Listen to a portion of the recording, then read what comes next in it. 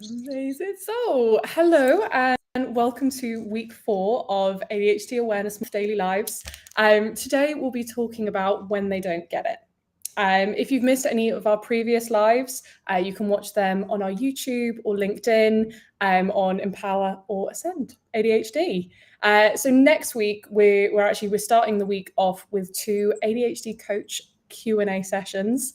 So if you have any questions, you will be able to ask them live in the chat. Or if you think of anything in advance and you want to get it out there before you forget, I know I tend to be the same way with that. If you actually want to scan this QR code on the screen, it'll take you to a form and you can submit any questions on there. Or if you want to, feel free to give us a DM on TikTok or Instagram. I'll also attach the link below. Amazing. So today, obviously, we're talking about when they don't get it. Today I'm joined by the lovely Yvonne, who's one of our amazing coaches here. Yvonne has coached so many people with ADHD. She's incredibly lovely. So I'm delighted to get the opportunity to pick her brain today.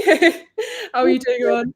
Oh, doing really well, thanks. It's great. It's a great topic because it's one that's just so present for people with ADHD and, people who don't, obviously, and trying to understand, maybe friend, partner, work colleagues. So, yeah, it's sometimes, unless it's lived, it's hard to get.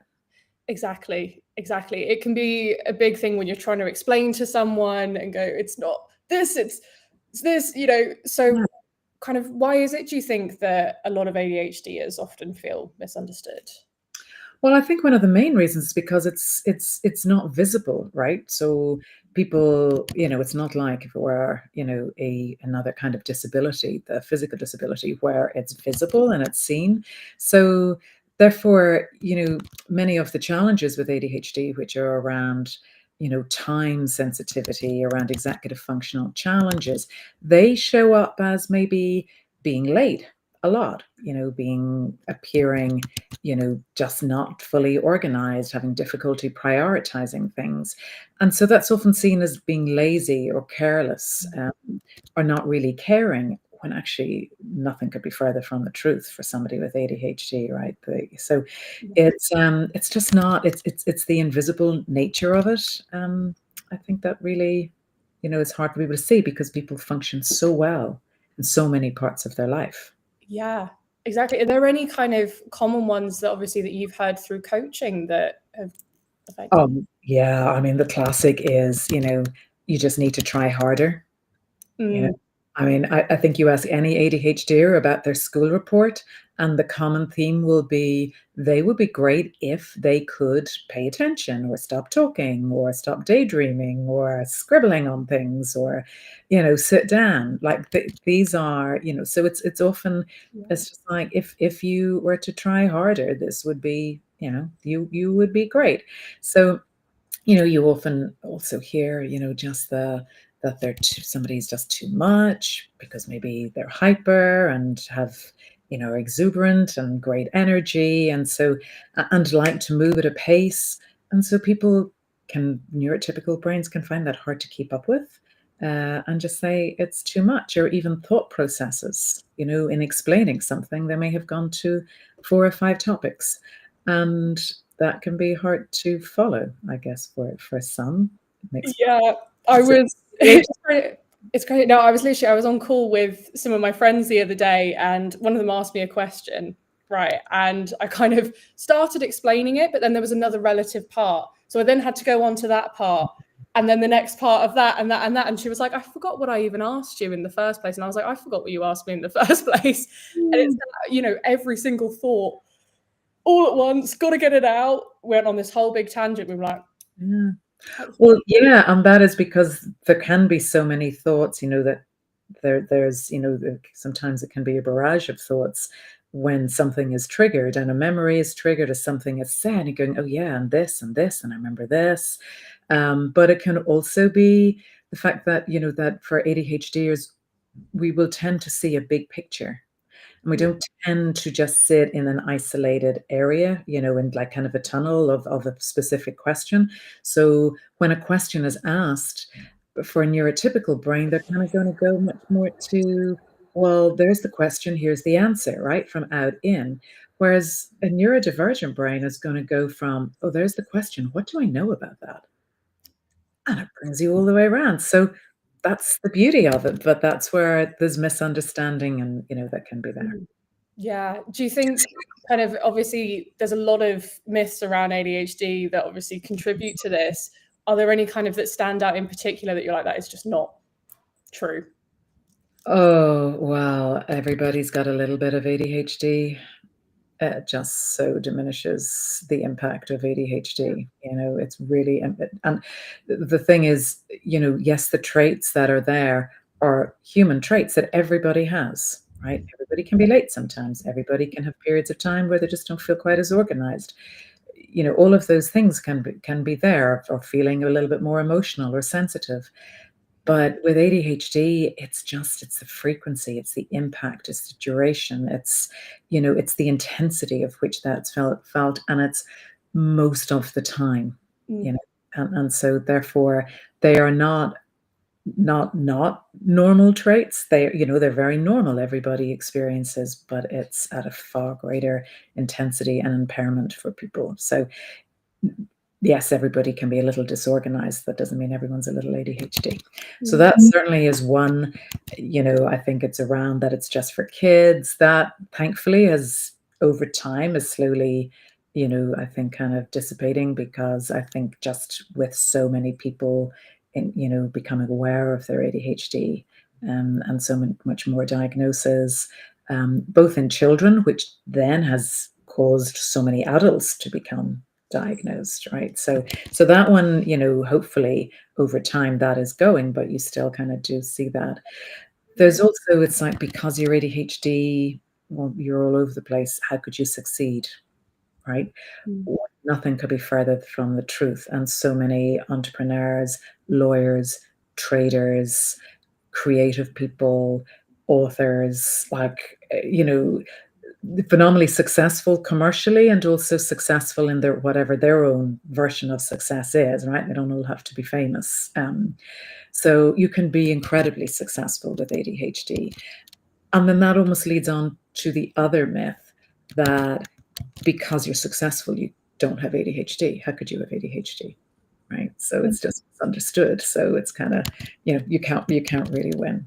So, oh, but you're fine, you can do all of this, so it must not be that bad. It's like, Yeah, yeah.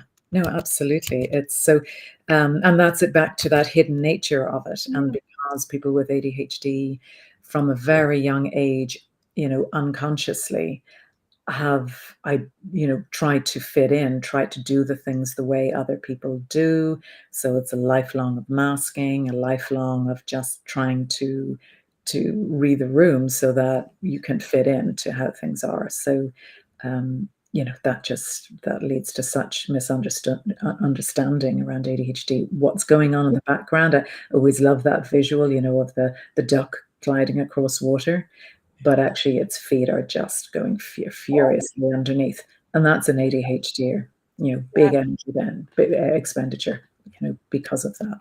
literally, it's what I've been hearing a lot is the kind of the analogy of all of the tabs open, loading. It's like they're there.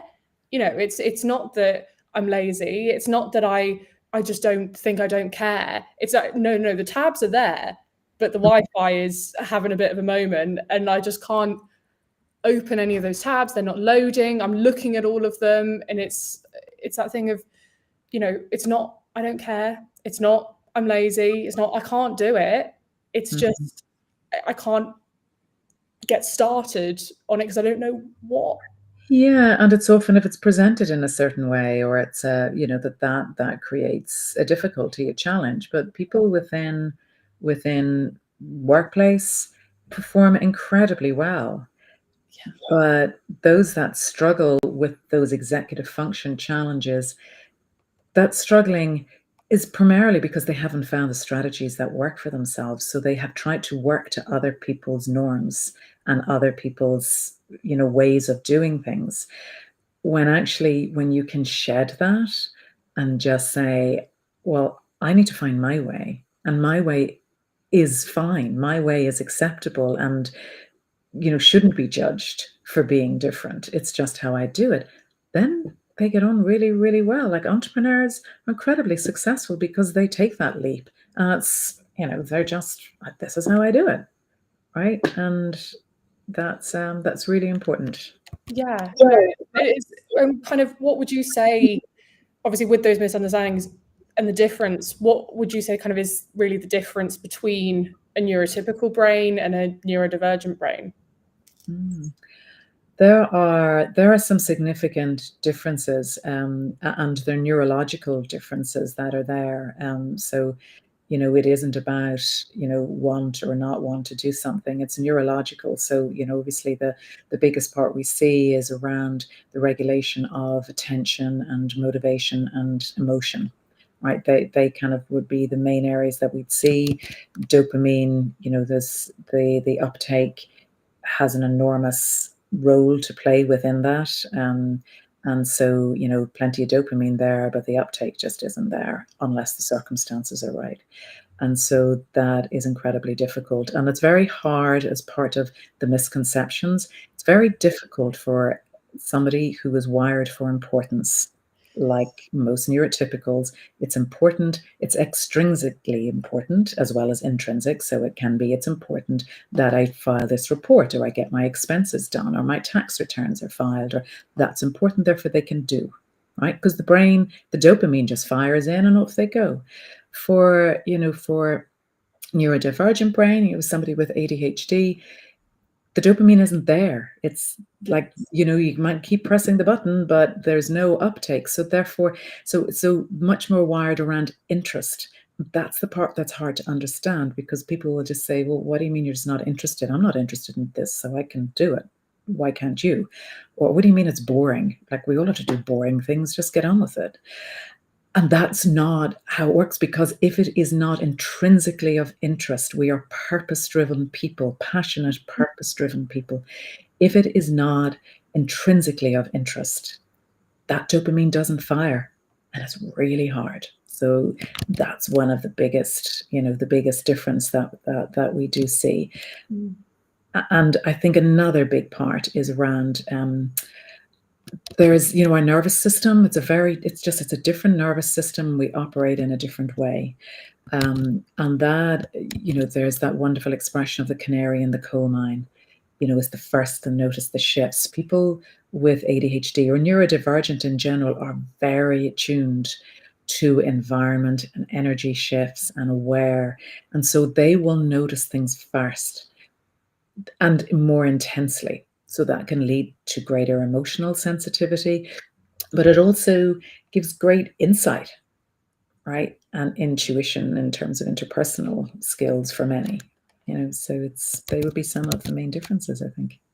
I love that. Do you think that obviously it does, but in terms of kind of performance and perception of that, how is that impacted, and what do you kind of think it leads to? Well, you see, when you go back to that importance and interest, and the difference between the two, um, it can be perceived, well, how come you can just jump into action when this happens? And that can be performance, that can be workplace, that can be home, that can be school. So how come you can do this, but yet you can't file your expenses? Or how come you have absolutely no problem going out and doing the garden and working hard doing it all day, but when I ask you to do something like put the bins out, you just don't do it? Right? It's not that you just don't bother doing it. It's not even on your radar. It doesn't even sink in, right? And your head has gone somewhere else. In school, it can be incredibly challenging. I think that's one of the most challenging times with ADHD, because the child doesn't understand themselves what's going on. And it really requires a lot of knowledge of those around them and teachers to really understand the impact ADHD has, and that interest. If they are not interested, they need another way to be engaged, because of course they've still got to do the schoolwork, or if it's workplace, you've still got to get the work done. But it's then about finding that way that's going to get you going. And there's very much that, it's with ADHD, it's situationally variable. right? You can go, and it doesn't require going into incredible hyperfocus. I mean, we can go into great hyperfocus and get phenomenal work done. And there's no issue with decision making, prioritizing, organizing, planning, right? Because we're right in there. It has other issues, but in terms of no longer aware of time and those things. But not everybody has to go into hyperfocus to get things done. That you're genuinely interested in.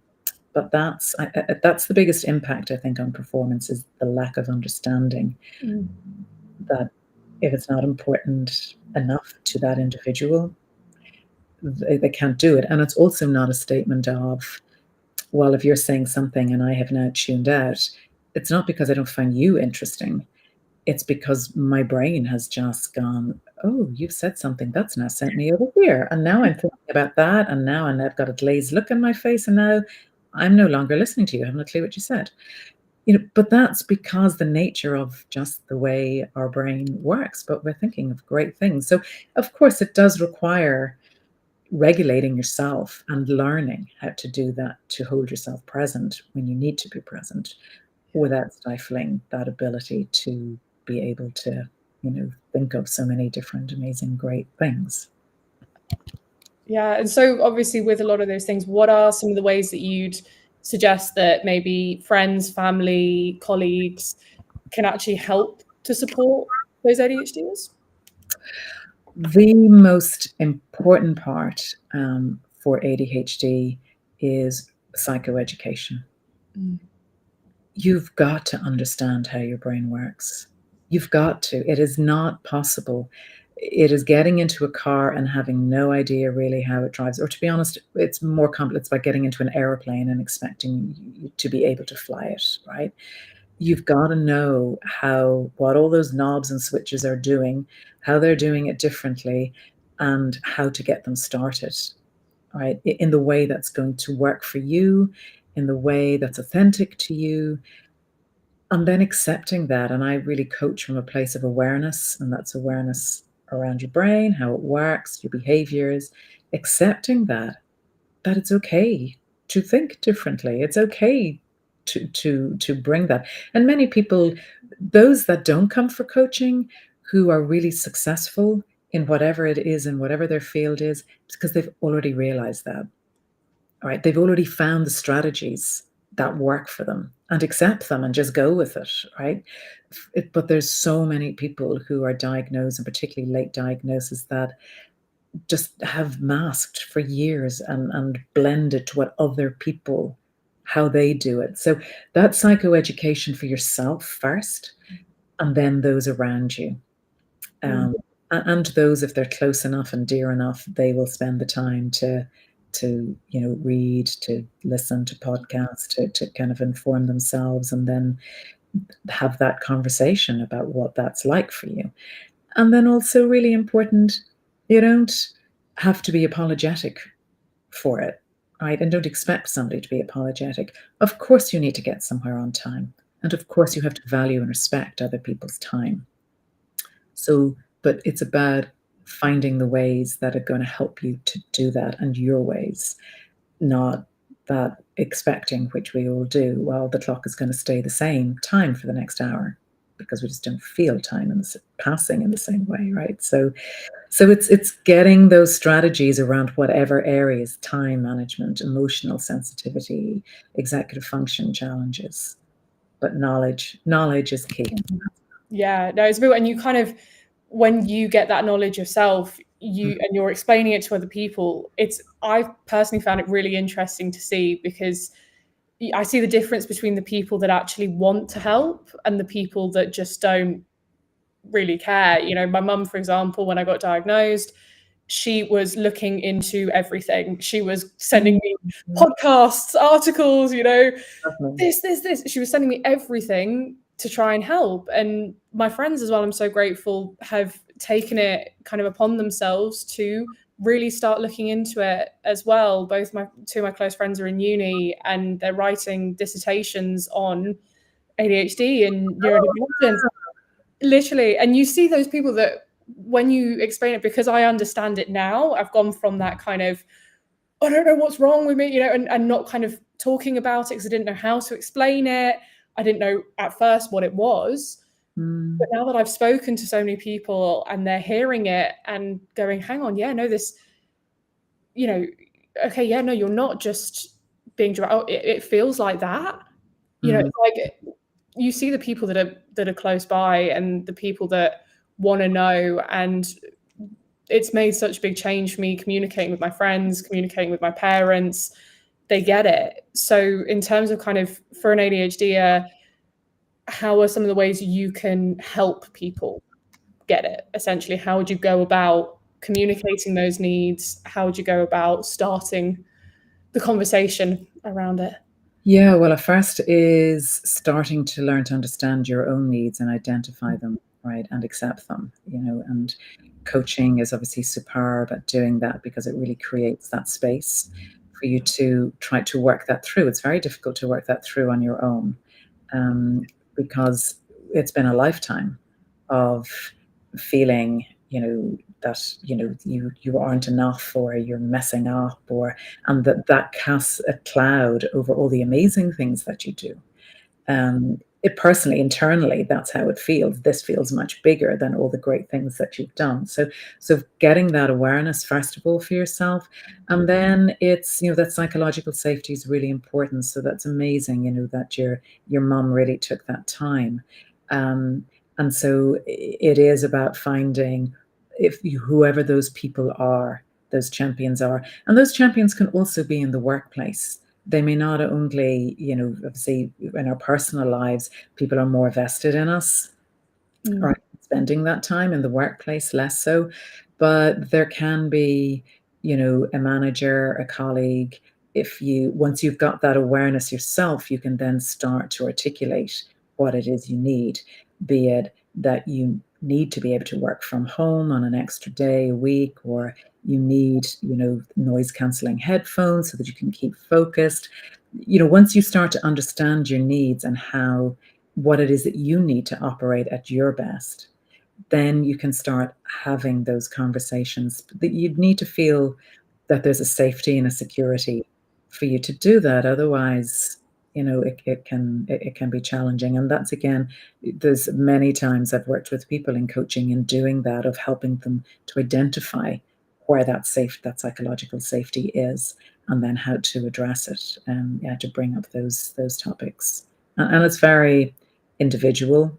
So it's each person that you decide to share that with will respond differently. So it's having that acceptance in yourself that this is fine, and other people need to just come on the journey to learn, and work with you on the strategies that you're putting in place to be able to overcome. Because this, yes, it may be difficult to plan and organize, and so many thoughts come together, but there are strategies and ways to manage it when you're aware of it.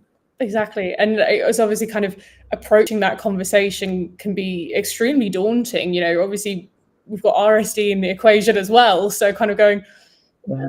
I feel like I need this. And so obviously with the theme being for this month, the many faces, I think is what you're saying with coaching, finding that approach that works for you, because not everyone is going to, have the same thing, finding that thing that's personal that makes you actually go, okay, yeah, no, I can do this. And it's so individual. And it's so individual because, learning to understand how you process information, learning to understand, are you visual? Do you need to hear it? Do you need kinesthetic? Need to hear it and write it? What is it that you need, that's going to work for you? And everybody, and that's just human, everybody processes differently. But when you've got that wiring, that that is wired for interest as opposed to importance, you've just got to find your way that's going to have that interest and get that dopamine uptake in whatever way. And it may still remain a boring task, but it may be that having gone up for a walk around the block beforehand, having, just got something that got that spark into your head, that went, right, okay, now I can do it. Countdowns, bringing friends on board, having, deadlines, deadlines that you set up for yourself, mini deadlines, starting small, taking a little part of the task and not trying to do the entire thing. Before you know you will have the entire thing done, but it's the getting started bit. Just take one little bit. So there's so many ways, and it's so individual. And that's where it's an amazing journey, because people actually get to know themselves for the first time really well. Literally, no, for me, I was like, oh my gosh, what do you mean? It's this. Oh my, everything started to kind of make sense from a place where I was so, oh my God, everything's just wrong with me. I'm just a bad person. I can't do this. Why can't I function? It was like, oh my God, it was like light bulb. And all of a sudden it was like, ding, ding. Oh, okay, that. Oh, it all makes sense. And it became so much easier to do those things because I understood myself and I understood the strategies that would work for me. Okay. So kind of for obviously anyone listening who might have ADHD or suspect that they might, and they're feeling a little bit stuck, what would you say, what's kind of the first step that you would do after kind of speaking about everything, the first initial, what do we do? If you can, talk about it. Mm. Find somebody, in your life that you can have that conversation with. If you And that may be somebody who's close to you, but it can also be some of the community groups. There's plenty of community groups for that support ADHD. Starting to articulate it and starting to put all of those pieces together is really important, and that's kind of that first step, because that's you start joining the dots. Getting a diagnosis is phenomenally helpful. Some people choose not to, but it is phenomenally helpful because then you really get that that proper care then of and that expertise, and that's the first that's the kind of the first port of call. So getting yourself to that point first is just having hopefully somebody that you can share it with, or a support group, and then your GP to go and then look to a diagnosis. And if your GP, it's getting better, but there have been many that have been dismissive, you go elsewhere, because you just back yourself. You know yourself, so you back yourself and you find a different way. And getting that diagnosis is a great step, but it's not essential to be able to start to learn to deal with ADHD, because there's long waiting lists. So you don't have to wait for this magical date. You can start then educating yourself. There's so many amazing forums. TikTok and social media has to be remembered. You're getting little snippets, and you're often getting little snippets of the negative stuff, even if it's not told in a humorous way. ADHD isn't all about negative. There's so many positives, and every person who has ADHD has so many positives. So, there's amazing podcasts to listen to that are really insightful. So there's so much to learn. And then if and when you get your diagnosis, and if and when medication works, doesn't work, then support, coaching is absolutely amazing at finding the strategies that will work for you.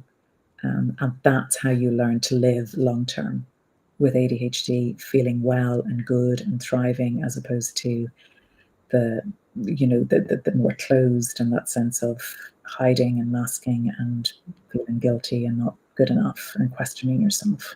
Yeah. No, genuinely, thank you so much. Thank you so much, Yvonne. Obviously, a lot of things that resonated, obviously, with me personally, but I'm sure for anyone watching, if you do feel like you do need that support, I can obviously say that coaching for me has been hugely beneficial.